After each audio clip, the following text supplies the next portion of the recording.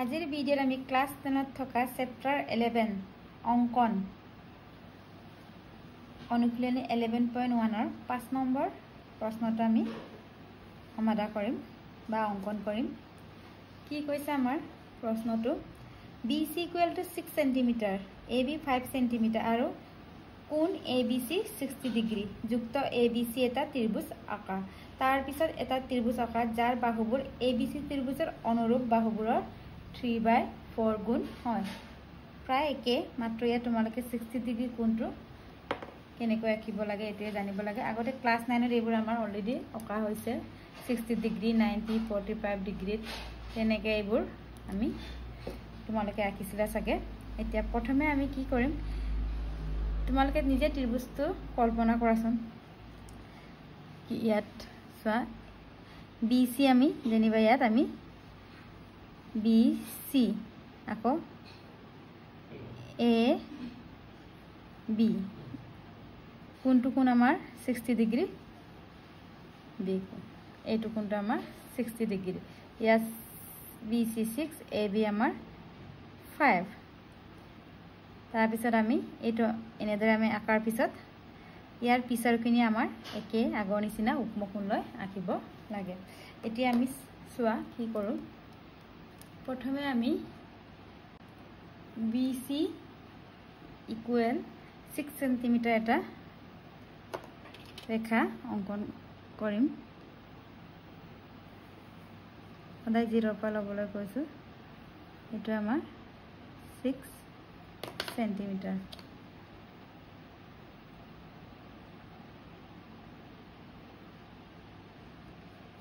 তেনেদৰে এইটো আমি BC। তাৰপিছত আমি কোণ ABC কাৰ কোণটো আমাৰ B কোণটো আমাৰ কিমান ডিগ্ৰী 60 ডিগ্ৰী আমি কেনেকৈ অংকন কৰিম চোৱা। এই কোণমান যন্ত্ৰটো তোমাৰ নিজৰ ইচ্ছামতে যোগটো ল'ব পাৰা। এনেকৈ আমি যোগটো লৈ কোণ Bৰ পৰা আমি B বিন্দুটো লৈ আমি এটা বৃত্তচাপ এনেকৈ আমি অংকন কৰিম। আৰু এই বৃত্তচাপটো ক'ত এই ৰেখাখনত কাটিছে এইটো কাটি আকৌ আমি ইয়াৰ পৰা এইটো আমি লৰচৰ কৰিব নালাগে, সলনি কৰিব নালাগে, যেনেকৈ আছে আমি সেম তেনেকৈ ল'ব লাগিব। এতিয়া এই বৃত্তচাপটো এই ৰেখাত কটা বিন্দুটো এইটো, তাৰপিছত এই বিন্দুটোৰ পৰা আমি আকৌ ইয়াত কাটি দিলোঁ। তাৰপিছত এই কটাকটি কৰা বিন্দুটো B বিন্দুৰ লগত সংযোগ কৰিম।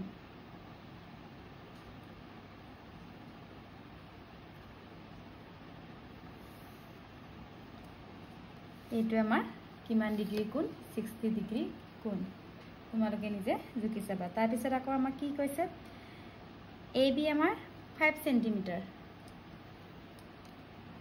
তেন্তে A আমাৰ ইয়াত থাকিব। ইয়াৰ পৰা আমি স্কেলৰ পৰা AB 5 cm লওঁ।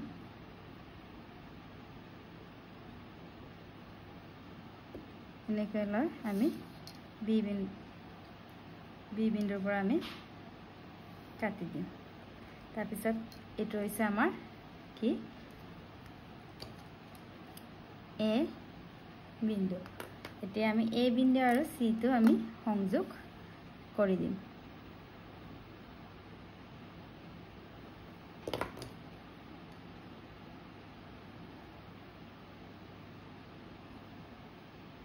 সংযোগ কৰিব। এতিয়া আমি অংকন প্ৰণালীত লিখিম। প্ৰণালী আমি 1 নম্বৰত লিখিম BC = 6 cm, AB 5 cm আৰু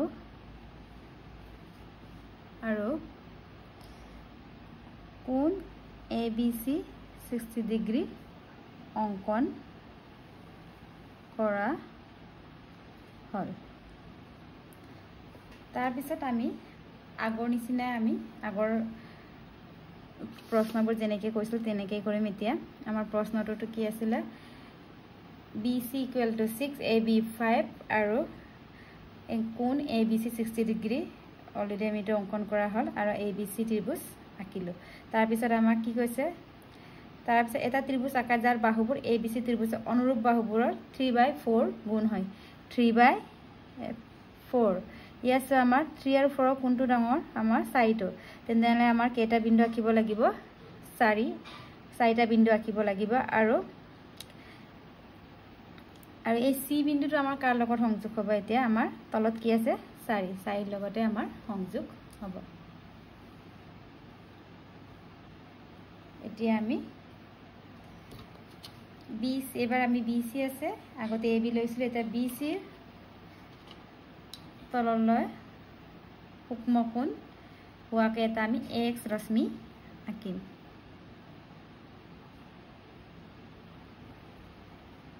B এনেকৈ আমি আঁকিম এইটো দিলে আমি X আকৌ আমি অংকনত লিখিম 2 নম্বৰ অংকত BC তললৈ সূক্ষ্ম কোণ হোৱাকৈ X ৰশ্মি টনা হ'ল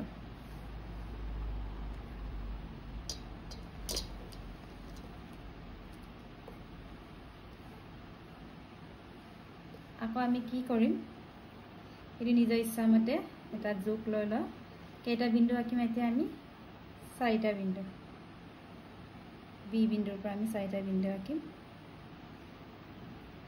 সমান দূৰত্বত 1 2 3 আৰু 4 আমি 4টা বিন্দু আঁকিলো আৰু নামকৰণ কৰিম এতিয়া আমাৰ ইয়াত B আছে কাৰণে এতিয়া আমি ইয়াত B1 B2 B3 আৰু B4 তাৰপিছত আমি এই তলত কি আছে আমাৰ 4 আমি এই B4 টো কাৰ লগত সংযোগ কৰিম আমি C লগত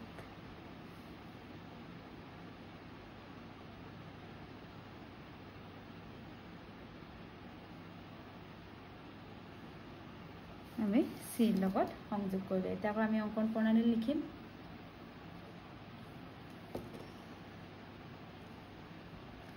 তিনি নম্বৰ পইণ্টটো BX সমান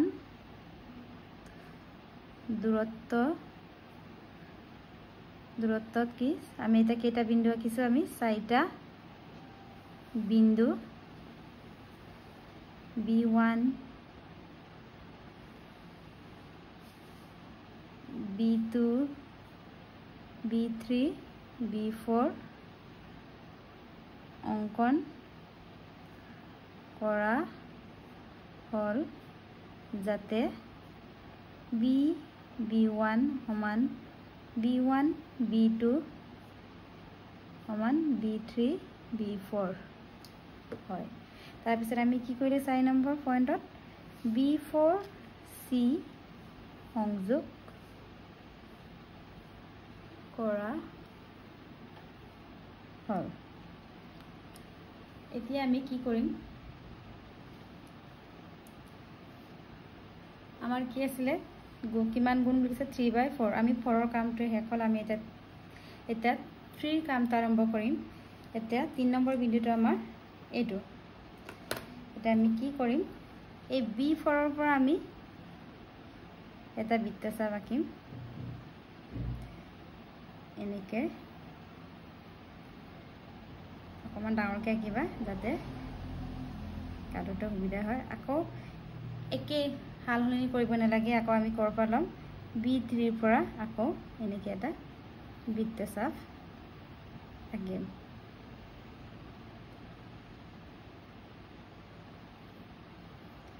আৰু আমাৰ কোনটো কোণ আমি ল'ব লাগে এইটো ভালকে আঁকিবা ধৰা পৰাগে এইটো আৰু এইটো বিন্দুটো লম এই কোণটো আমি লম জোখত এনেদৰে জুকি পিনি তাৰপিছত কি কৰিম আমি যত B3 বৃত্তচাপ আমাৰ বিন্দু আছিল এইটো ইয়াত আমি কাটি দিম আমি এনেদৰে এইটো আকৌ কাটি দিম তাৰ পিছত এইটো বিন্দু আৰু এই B3 টো আমি সংযোগ কৰিম আমি B4 C ৰ সমান্তৰালকে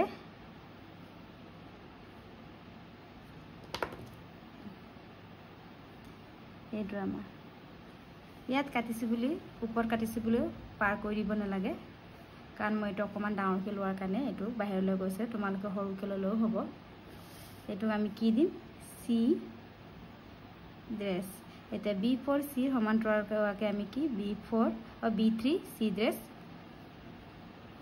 আঁকিলো এতিয়া একে পদ্ধতিৰে আমি আকৌ কি কৰিম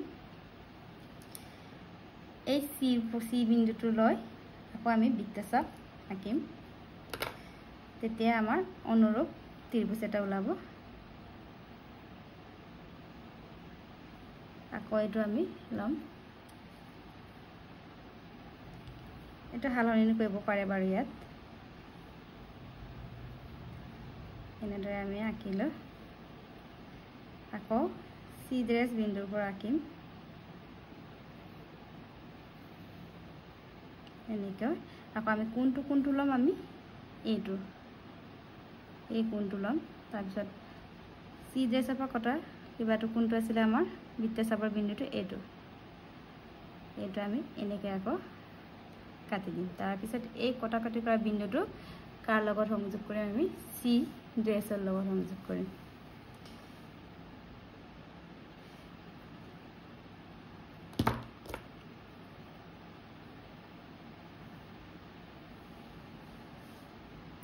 C ড্ৰেছ এতিয়া এইটো আমি কি নামকৰণ কৰিম A ড্ৰেছ এতিয়া আমাৰ AC ৰ সমান্তৰালকে C ড্ৰেছ A ড্ৰেছ অঙ্কন কৰিলে আৰু আমাৰ নিৰ্ণয় আমাৰ ত্ৰিভুজটো কোনটো আমাৰ A dress B C dress B A dress C ড্ৰেছটো আমাৰ নিৰ্ণয় ত্ৰিভুজ এতিয়া আমি অঙ্কন প্ৰণালী আকৌ লিখিম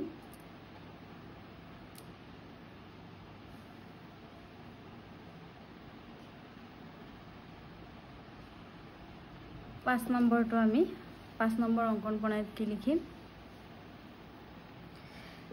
B4 C সমান্তৰাল B3 C ড্ৰেছ অঙ্কন কৰা হল আকৌ 6 নম্বৰ লিখিম আমি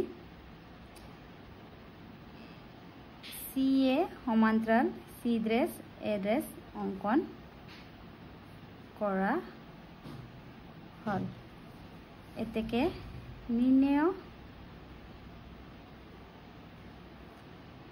ত্ৰিভুজটো আমাৰ কোনটো হল B dress A dress C dress আমাৰ অনুৰূপ ত্ৰিভুজটো হৈছে আমাৰ B A dress C dress বা A dress B C dress তেনেকৈ লিখিলে হল এইটোৱে আমাৰ অঙ্কন আকৌ ভালকৈ চাই লোৱা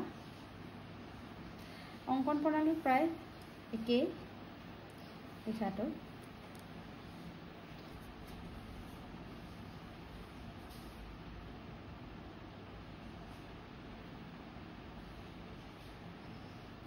নেক্সট ভিডিঅ'ত মই 6 নম্বৰটো অঙ্কন কৰি দেখাম